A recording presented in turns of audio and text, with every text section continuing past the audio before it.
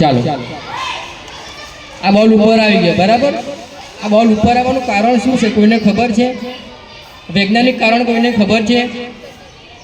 આ તમે રમતમાં જોયેલું હશે, જોયેલું ને વિડીયોમાં એવું તમે લોકોએ જોયેલું હશે। નો વૈજ્ઞાનિક કારણ શું કોઈને ખ્યાલ છે? કોઈ એક બળ લાગે છે। કયું બળ લાગતું હશે? કોઈ એક બળ લાગે છે। કયું બળ લાગતું હશે? જ્યારે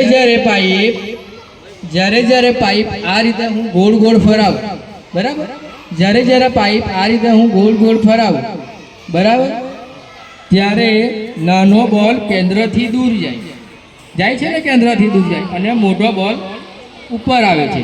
એટલે કે કેન્દ્ર ત્યાગી બળના કારણે આવું થાય છે। કયું બળ લાગે? કેન્દ્ર ત્યાગી બળ વડે આપણે આ નાના બોલ વડે આ મોટા બોલ આપણે સહેલાઈથી ઉપર લાવી શકીએ છીએ।